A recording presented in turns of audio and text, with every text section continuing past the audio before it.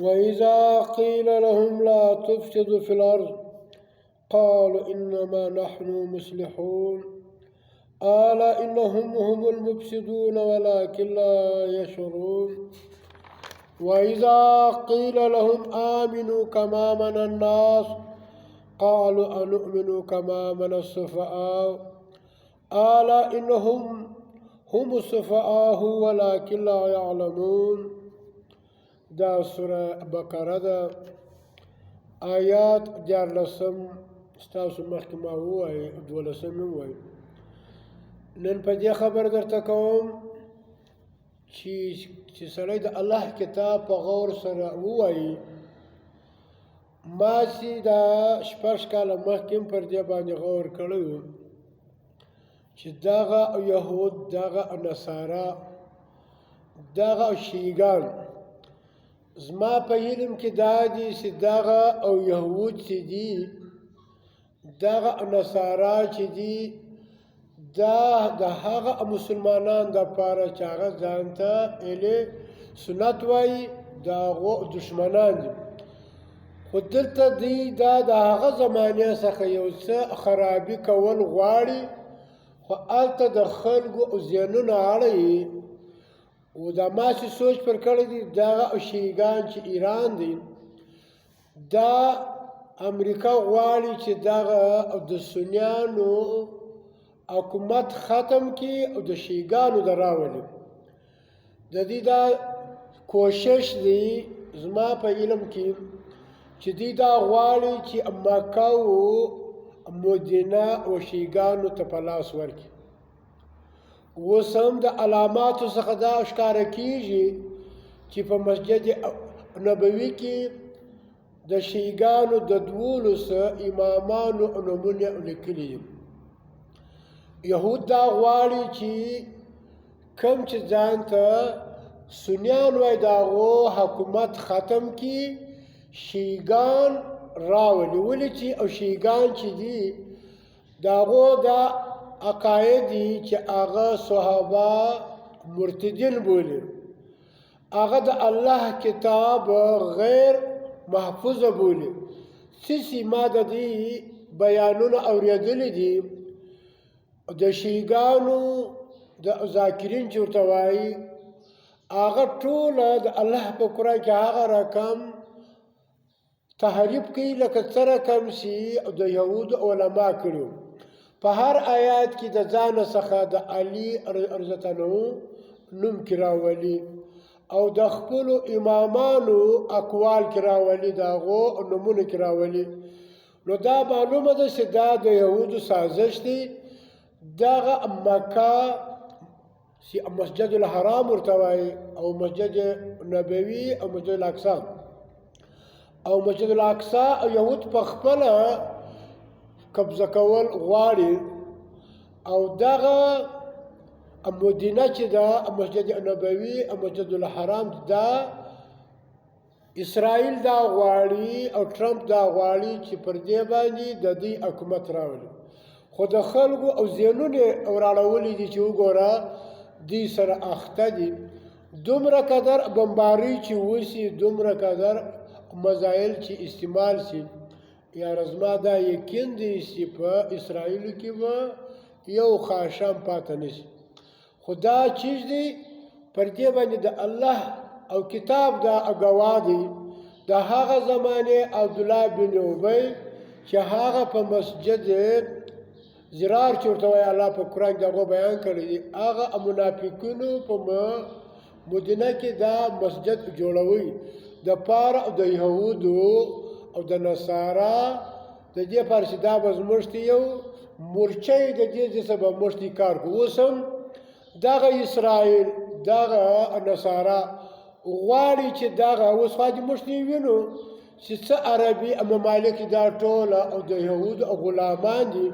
خو صرف دومره قدر نه دي کړي چې اوس او په ډاګه سره ووایي چې دغه مسجد الحرام دا د شیعیګانو دی او په ډاګه ووایي چې دغه مسجد نبوي دا د شیعیګانو دی. خو دا به یو وخت ته وویني که زه مړ که ژوندی یم چې دا به او د یهودو دغسې مرکزونه به وي. او راولي او شیګان خو زموږ ذهنونه اړولي دي یاره داسې بهادوره دي او ایمان یې دونه ټینګ دی په هغو کې هېڅ ایمان نشته چې دوی د الله په قرآن کې تحریف کوي وګوره په شام کې څومره قداره مسلمانان چې حاکم اهل سنت دې څیز کو عملو کو او عراق له ورسه څومره قداره د دغه او شیګانو د وجه څخه چې اسرائیل او بمباري کو دي هغه مسلمانان یې قتل کړل په دغه لبنان کې وګوره د دې د وجه څومره قدر انسانان قتل کړل په فلسطین کې وګوره د حزب الله ډلې والا دا شیګان دي مازی واری وکي بس نور هلته هغه نور خلک خواران ګرده کې غر کې دا سازش دی د یهودو که زه مړ او که ژوندی به په خپلو سترګې انشاءالله تعالی بیا وویني په دې آیات کې دا کم چې د سوره بقره آیتونه دي وإذا قیل لهم کله چې اول شي ودې ته لا تفسدوا فساد مه کوئ فی الارض په مځکه کې نو فساد دا دی د الله او د کتابه سوا د بل چا په کتاب باندې فیصلې کول او شیګانې په خپلو او د امامانو باندې کوي سنیان بیا په خپل باندې کوي نو الله وایي چې لا تفسدوا فساد دا دی چې د الله او د قانون څخه ما سوا ته د بل چا قانون تغړي د الله او د شولسي او نوم چې هغه مسلم دي دغه څه دی ما سوا ځان ته شیعه کښې شوی او نور بیا سني کښې شو دا غټ چې غټ فساد دی دا کوم چې عربي ممالک دا ټوله د یهودو او غلامان دي چې څه وایي هغه دوی کوي خو صرف د تو چیز کې د خلکو او ذهنونه اړوي وګوره هغه دوی پر دغه باندې وایي او دغه حمله وکړه د ایران چې دومره حملې یا پر هغه وشي پر دوبۍ باندې یا پر سعودي باندې خوشي خو دلته د خلکو او ذهنونه اړولي دي دا الله وایي قالو دی وای دغه شیګان دا کوم چې خوارج نومونه ورته ایښي دي یا ټي ټي پي ورته ایښي یا بل دا ټوله چې دي او د یهودو د طرفه څخه ایجنټان دي هغه زموږ په ملک په افغانستان کې چې دا څه نه څه او نوم یادېږي اسلام هغه بربادوي یا دغه د عراق دی په هغه کې دی دا هغه ملک بربادوي یا شام دی یا فلسطین دا دی بربادي خو اوس امریکا اسرائیل غواړي چې پر دغه علاقو باندې د چیز په سنیانو حکومت ختم کړي او د شیګانو راوړي نو قالو دی وایي انما بېشکه نحن مصلحون موږ اصلاح کوونکي یو موږ دا د یهودو مقابلې کوو بس زنده باد دا شروع دي دا نه وایي چې د الله پر کتاب د دې عمل پیش کړه الله اعلی اگاوسی انهم بشکه دغه شیګان دغه د عربو چې کوم باچهان دي دا ټوله هم المفسدون دا فساد کوونکي دي ولکن لا یشعرون خو نه پوهېږي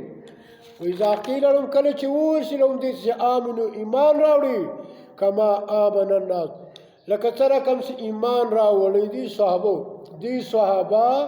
مرتدین بولي چې څوک د الله د قرآن اوس پر صحابو ته دا فتوا ولګوي چې دا مرتدین دي نو خو دا معلومه شو چې تا د الله د کتاب انکار وکړه الله د ایمان راوړي لکه صحابو چې راوړي بیا نو چې دغه علي او 2 کاله په ابوبکر پسې لمونځ کوي 10 کاله یا 12 کاله په دا بل پسې کوي مثال چې کوم د نبي سلام ابن خطاب چې ورته وایي بیا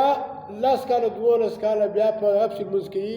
په عثمان نو چې دغه مرتدین بیا دې څنګه لمونځ کوي نو دا ټوله او د شیګانو خبرې دي